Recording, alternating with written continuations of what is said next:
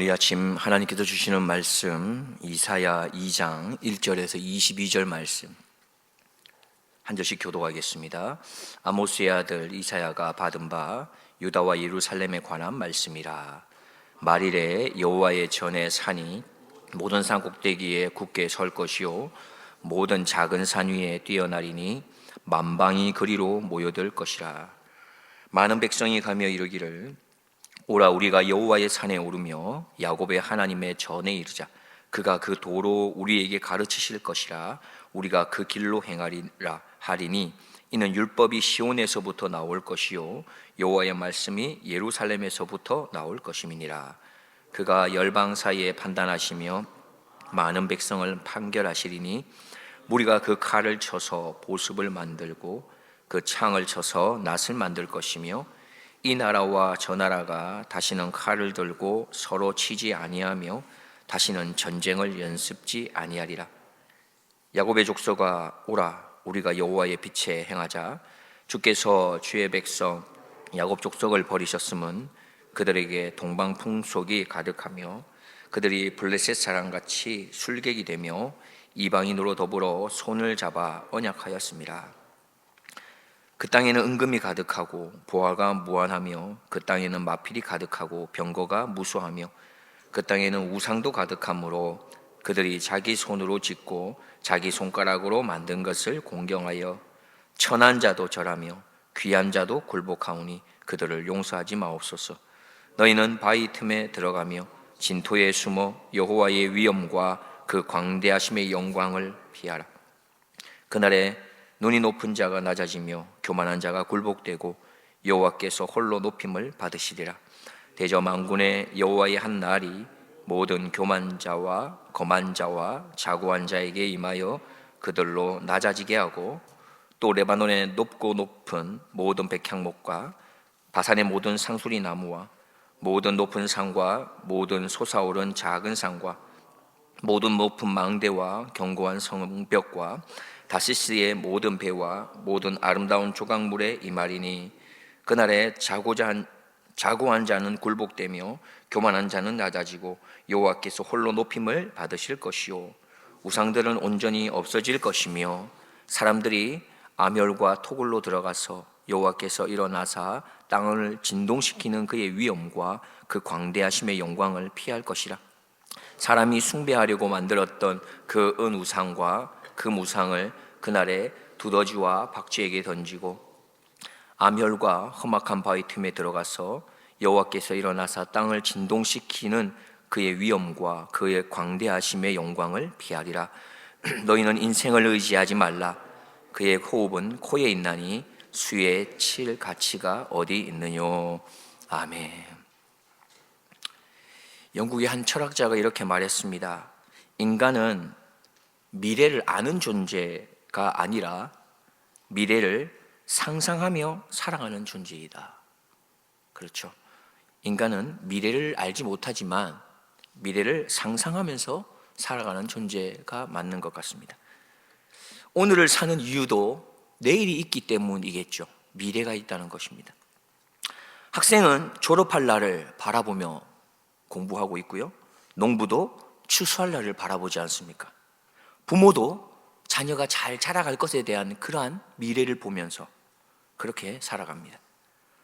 사람은 앞으로 어떤 일이 다가올 것인가에 대해서 그런 믿음 때문에 살아갈 수 있는 것 같습니다. 오늘 본문 1절 말씀을 우리가 좀 보면 아모스의 아들 이사야가 받은 바 유다와 예루살렘에 관한 말씀이다 라고 말합니다. 이사야는 유다 왕 우시야 그리고 요담, 아하스, 히스기야 왕 그 시대에 활동했던 선지자입니다. 특별히 남유다 우시야와 요담 왕이 통치했었을 때는 정말로 부강했던 그런 시대를 맞이했었습니다. 황금기였어요. 국가적으로 많이 안정적이었고 다시스의 배들이 오고 가면서 금은부화를 많이 실어 나르면서 경제적인 풍요함도 참으로 극에 달할 정도였습니다. 게다가 그 시기에는 영적인 스승들도 넘쳐났던 때입니다. 남유다에는 이사야 선지자와 미가 선지자가 활동을 했었고 북이스라엘에서는 아모스와 호세아 선지자가 활동하고 있었기 때문입니다. 당대의 최고의 선지자들이 모두 함께 그렇게 활동했던 시기입니다. 그러나 통치자가 나라를 잘 이끄는 것 같고 또 훌륭한 선지자가 많았지만 결국에 그 시대가 참 괜찮은, 영적으로 건강했던 그런 때는 아니었던 것 같습니다. 오히려 반대로 몹시 영적으로 피폐한 상황이었습니다. 이사야 1장과 다르게 2장은 분위기가 좀 달라지고 있습니다. 1장에서는 눈물로 시작을 합니다. 제가 이사야 1장 2절부터 좀 읽어드리겠습니다. 하늘이여 들으라, 땅이여 귀를 기울여라. 여호와께서 말씀하시기를 내가 자식을 양육하였거늘 그들이 나를 거역하였도다. 소는 그 임자를 알고 나귀는 주인의 구의를 알건만은 이스라엘은 알지 못하고 나의 백성은 깨닫지 못하는도다 하셨도다. 슬프다 범죄한 나라요. 이렇게 이야기를 이어가고 있습니다. 무슨 말입니까? 하나님 아버지께서 이렇게 자녀를 양육했는데 그들이 거역했기 때문에 눈물로, 슬픔으로 이야기하고 계신 것이죠. 그리고 1장 18절에 보면 오라 우리가 서로 변론하자 하시면서 용서의 문을 이렇게 열고 계십니다. 오라 우리가 서로 변론하자 말씀하고 계신 거죠. 그리고 이어서 2장에서는 시선이 조금 달라지게 됩니다. 죄를 바라보았던 시선이라면 1장에서 그러했다면 이제는 하나님 나라를 바라보는 시선으로 바뀌고 있습니다. 마치 하나님께서 이사야 선지자에게 말하는 것 같습니다. 이제 무너진 현실만 보지 말고 내가 이루어갈 미래를 보아라 라고요. 2장은 어떻게 시작합니까? 우리가 2장 2절 말씀 함께 보겠습니다. 말일에 여호와의 전에 산이 모든 산 꼭대기에 굳게 설 것이요 모든 작은 산 위에 뛰어나리니 만방이 그리로 모여들 것이라 했습니다. 이 말은 단순히 시간의 마지막을 의미하는 게 아니지 않겠습니까? 하나님의 모든 역사를 완성하는 날을 말하고 있는 것입니다. 존 스토트 목사님은 이렇게 말했습니다. 그리스도인은 미래를 아는 사람이 아니라 미래를 약속받은 사람이다. 다시 말하면 성도는 현실을 부정하는 그런 사람이 아니라는 것입니다. 오히려 성도는 현실보다는 하나님의 약속을 더 크게 보는 사람이 그리스도인이신 것이죠. 우리가 2절에서 보았듯이 말일에 여호와의 전의 산이 모든 산 꼭대기에 굳게 설 것이다 했습니다. 여기서 말하는 여호와의 전의 산은 시온산을 말하고 예루살렘 성전이 있는 산을 말하는 것입니다. 사실 그곳은 해발 한 750m로서 그렇게 높은 산이 아니었습니다. 평범한 언덕입니다. 그런데 모든 산 위에 세워진다라고 선언하고 계십니다. 즉 지리적인 그런 높이를 말하는 게 아니라 하나님의 통치가 세상의 모든 권세보다 높아질 것을 말씀하고 계신 것입니다. 더 놀라운 사실은 하나님께서 말일에 여호와의 때에 그렇게 하나님의 산을 높이 들 뿐만 아니라 그것을 향해서 만방이 어떻게 하는지를 이야기하고 있습니다. 3절에 보면 많은 백성이 가며 이르기를 오라 우리가 여호와의 산에 오르며 야곱의 하나님의 전에 이르자. 그가 그 도로 우리에게 가르치실 것이라. 우리가 그 길로 행하리라 하리니 이는 율법이 시온에서부터 나올 것이요 여호와의 말씀이 예루살렘에로부터 나올 것입니다 말하고 있습니다. 어떤 일이 일어난다는 것입니까? 말일이 되고 여호와의 날이 이르면 하나님께서 하나님의 성전을, 하나님의 산을 높이 세울 뿐만 아니라 억지로가 아니라 자발적으로 그 성전으로 마음 백성들이 자원하여 오게 될 것이다 말합니다. 어떤 마음으로 나옵니까? 말씀을 사모하는 마음으로 나온다는 것이죠. 여기서 우리가 생각할 것은 하나님의 나라는 무엇으로 세워지는 것일까요? 군사력입니까? 경쟁력입니까? 정치로 이루어지는 것입니까? 그것이 아니라는 것입니다. 하나님의 나라는 말씀으로 세워진다는 것이죠. 칼보다 말씀이 더 강하다는 것입니다. 예수님께서도 이렇게 말씀하셨지 않습니까? 사람이 떡으로만 사는 게 아니고 뭐로 산다고 하셨습니까? 말씀으로 산다 하셨습니다. 우리는 기억해야 하겠습니다. 그렇다면 교회도 무엇으로 세워지는 것입니까? 말씀으로 든든하게 세워진다는 겁니다. 가정은 무엇으로 세워진다는 것입니까? 말씀으로 든든하게 세워집니다. 나라 또한 말씀으로 든든하게 세워지는 것입니다. 하나님께서는 말일에 여호와의 날에 믿는 자들이 말씀을 사모하면서 예루살렘으로 모여지게 될 것이다. 그리고 모인 그들이 하나님의 말씀 앞에 무릎을 꿇고 이제는 그 말씀에 행하는 그 길대로 살아갈 것을 그렇게 말씀하고 있는 것이죠. 그렇게 하나님의 통치 안에 모든 백성들이 나오게 될 것을 말씀하고 있습니다. 그리고 그 말씀이 어떤 역사를 이루어갑니까?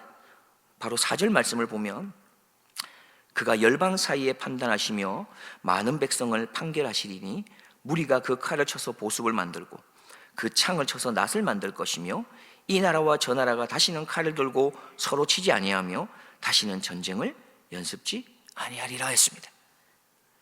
이 말씀이 흘러가는 곳마다 어떤 일이 일어난다고 말하고 있습니까? 전쟁이 그치고 온전한 평화가 임하게 될 것이다 말씀하고 있는 것이죠. 사람들은 수천 년 동안 평화라는 것들을 이야기하면서 무엇을 준비했습니까? 무기를 준비했었습니다. 평화를 위해서 준비한 것들이 무기였다는 것이에요. 그런데 전쟁은 끝났습니까? 그렇지 않습니다. 왜냐하면 전쟁은 무기에서 시작되는 게 아니기 때문에 그렇습니다. 전쟁은 인간의 죄성으로부터 나오기 때문이죠. 그래서 하나님은 무기를 먼저 없앤 게 아니라 사람을 먼저 변화시키십니다. 참 평화는 어디로부터 오는 것입니까? 예수 그리스도가 통치함으로 이루어지는 것이죠.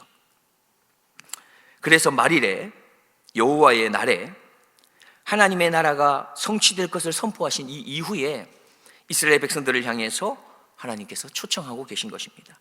5절 말씀 우리가 함께 읽어보겠습니다. 야곱 족속아 오라 우리가 여호와의 빛에 행하자. 이게 무슨 말입니까? 하나님의 말씀 앞에 여호와의 날에 만방이 모여들게 될 것이고 그들이 말씀을 사모하면서 그 가르침 앞에 있게 될 때에 하나님의 참된 평화가 그곳에 임하게 될 터인데 그러니 너희도 지금 돌아와서 여호와의 빛에 행하자라고 하시며 초청하는 말씀입니다. 그런데 그 이후의 내용을 읽어보면 어떻다는 겁니까? 유다가 어떻게 했다는 것입니까? 빛 가운데 살지 않기로 한다는 것입니다. 그들은 돌아오지 않겠다는 것입니다. 그래서 결국 하나님의 심판이 그들을 피해가지 못하게 되는 것이죠. 어떤 일이 있게 됩니까? 왜 피해가지 못하는 것입니까? 그들은 여전히 이방의 동방의 풍습을 받아들이겠다는 것입니다. 점술과 술객을 의지하고 또 이방과 손을 잡고 정치적이며 군사적인 동맹을 맺어가겠다는 것입니다. 어떻게 보면 그들이 뛰어난 외교술을 가지고 있는 것 같습니다. 그래서 그것으로 인해서 부국 강병으로 인해 성공적으로 성장했을 수도 있습니다. 실제로 은금이 가득했지 않습니까? 마병과 병거가 무수하지 않았습니까? 그리고 초고급 건축물을 지을 만한 그런 모든 아름다운 것들이 준비되어 있었지 않습니까? 아름다운 조각물도 지었고요. 사방이 화려하게 꾸며졌습니다. 하지만 그러한 번영 이면에 무엇이 숨어 있었던 것입니까? 치명적인 게 숨어 있었죠. 은금도 많고 마필도 많았지만 우상도 가득했다는 것입니다. 어쩌면 그들이 이렇게 생각했는지 모르겠습니다. 예수 믿으면서 신앙생활하면서 등 따뜻하고 배부르다면 참 감사한 거 아닌가? 내가 높아지고 성공하게 되었으니 그것으로 된 것이 아닌가? 내가 등 따뜻하고 배부를 수만 있다면 그게 무엇이든 신으로 받아들였기로 마음먹었던 그들이 아니겠습니까? 어차피 잘 나가면 그만 아닌가? 내가 내 인생이 잘 풀어지기만 하면 그만 아닌가? 제대로 믿는다고 그렇게 말이야 너무 수다를 떨 필요가 있느냐 말이지. 이렇게 냉소적인 위선이 백성들의 마음을 사로잡고 있었던 것은 아닐까요? 그렇게 그들은 하나님이 가장 싫어하는 것들로 자신의 삶을 가득 채우고 있었던 것입니다. 결국 하나님께서는 어쩔 수 없이 사랑하는 자녀들을 향해서 심판의 손을 펼치시게 됩니다. 심판이 이르자 어떻게 됩니까? 인간이 그토록 자랑하던 문명 또 우상의 그 무력함이 적나라하게 다 드러나게 됩니다. 그 내용이 무려 10절을 이루게 됩니다. 10절부터 21절까지 펼쳐지는 그 심판의 풍경이 처참하지 않습니까? 그토록 높아져 있던 그들의 눈들은 하나님이 한순간에 낮추어 버리십니다. 자만하고 오만했던 그들을 굴복해 버리시고, 그들이 신뢰했던 견고한 망대와 아름다운 조각들 위에도 하나님의 심판이 임하여서 다 무너지게 되는 것이죠. 인간이 스스로의 힘으로 구축했던 부유함, 그 지성이 하나님의 영광의 빛 앞에서 한순간에 바스러져 버리는 것들을 보게 하십니다. 결국 하나님께서 오라고 하는 그 초청을 거부했던 유다의 마지막이 어떻게 됩니까? 20절, 21절 말씀 함께 보겠습니다. 사람이 숭배하려고 만들었던 그 은우상과 그 무상을 그날에 두더지와 박쥐에게 던지고 아멸과 험악한 바위 틈에 들어가서 여호와께서 일어나사 땅을 진동시키시는 그의 위엄과 그 광대하심의 영광을 피하리라. 이제서야 사람들이 어떻게 합니까? 자신들이 평생 섬겼던 그 우상, 은우상을 던져버립니다. 박쥐와 두더지에게 던져버립니다. 그들이 알게 된 것이죠. 아, 이런 거 필요 없는 것이구나. 아무짝에도 쓸모없는 것이었구나. 내한테 도움이 안 되는 것이구나. 그리고 던져버렸습니다. 그런데 그 다음 어떻게 행동하고 있습니까? 바위 틈으로 도망가 버렸어요. 숨을 곳이 없는데 숨으려고 합니다. 요한계시록 6장에서도 이런 비슷한 모습이 등장합니다. 계시록 6장 16절에 보면 산과 바위에게 이르되 우리 위에 떨어져 보좌에 앉으신 이의 낯에서와 어린 양의 진노에서 우리를 가리우라. 숨고자 했던 것이죠. 그러나 심판 앞에 우리는 숨을 곳이 없는 것입니다. 이렇게 은혜가 없는 사람의 마지막은 참 비참한 것 같습니다. 낭패를 당하고 낭떠러지에 떨어지고 더 이상 숨을 곳이 없는데도 그들은 어떻게 했다는 것입니까? 돌아오지 않았다는 것입니다. 숨을 곳을 찾았어요. 그렇기 때문에 우리가 돌아올 수 있다라고 하는 것은 참으로 은혜 중에 은혜인 것입니다. 돌아온 탕자가 참으로 은혜 중에 은혜를 입은 자 아니겠습니까? 예수님을 부인하고 그렇게 옛삶으로 돌아가 버렸던 베드로가 돌아올 수 있었던 것, 그거 참 은혜 중에 은혜 아닙니까? 철저한 계획 속에서 간음하고 살인까지 저질렀던 그 다윗이었지만 다시금 돌아올 수 있었으니 그것이 참으로 은혜 중에 은혜가 아닙니까? 그리고 끊임없이 죄 짓기에 빠른 죄인 중에 괴수인 우리들에게도 이런 은혜 중에 은혜가 임한 것 아니겠습니까? 우리가 마지막으로 22절 말씀을 함께 읽겠습니다. 너희는 인생을 의지하지 말라. 그의 호흡은 코에 있나니 수에 칠 가치가 어디 있느냐. 마지막으로 말씀하고 있습니다. 그러하니 너희는 호흡에 매달려 있는 너희 인생을 의지하지 말아라. 너희 잠시만 숨을 참고 있어도 곧 너희가 죽을 수밖에 없는 그런 인생인데 어떻게 너희가 그 인생을 의지하고 있느냐라고 말씀하십니다. 말씀의 결론을 맺고자 합니다. 하나님께서는 사랑하는 백성들에게 고통스러운, 어떻게 보면 심판과 같은 이런 용광로를 통과하게 하시는데 그 이유가 무엇입니까? 사실 죄 때문이긴 하지요. 그러나 그 죄로 인해서 심판에 머무는 것이 아니라 궁극적인 목적은 그들을 멸망이 아니라 구원하기 위함입니다. 그들의 교만을 꺾고 회개하고 돌아오게 하기 위함이시죠. 세상의 더러운 풍속을 씻어내고 다시 한번 순결한 신부로 회복되기를 원하시기 때문일 것입니다. 그래서 오직 하나님 한 분만을 온전히 섬기는 진짜 하나님의 백성으로 돌아오기를 바라시는 아버지 하나님의 눈물이 섞여 있는 그런 심판인 것입니다. 오늘 본문의 마지막 구절은 결국에 앞부분의 5절의 말씀으로 다시 수렴되게 됩니다. 5절 말씀 우리 다시 한번 같이 읽어보겠습니다. 야곱 족속아 오라, 우리가 여호와의 빛에 행하자. 하나님이 다시 한번 초청하고 계신 것이죠. 야곱 족속아 와라, 우리가 여호와의 빛에 행하자. 이 음성은 어쩌면 심판의 공포 속에서 떨고 있는 우리를 향해서 절절한 사랑으로 초대하는 초대장인 것 같습니다. 여호와의 빛 속으로 걸어 들어갑시다. 그 빛 안에서 참된 평화와 회복을 누리며 복된 삶을 살아갈 줄 아는 우리 모두가 되기를 주님의 이름으로 축복드립니다. 기도하겠습니다. 거룩하고 자비로우신 하나님 아버지, 내 손으로 은금을 쌓고 지식의 탑을 높이 올리며 그것이 나를 지탱해 줄 평화인 양 착각했던 우리의 교만과 위선을 용서하여 주옵소서. 인생의 호흡이 코에 있음을 기억하게 하시고 새말 가치조차 없는 유한한 인생과 세상을 의지하기보다 오직 영원하신 하나님 한 분만을 붙잡게 하옵소서. 야곱 족속아 오라, 우리가 여호와의 빛에 행하자. 우리를 마침내 회복시키시고 영광스러운 승리로 인도해 주실 우리 구주 예수 그리스도의 이름으로 기도드리옵나이다.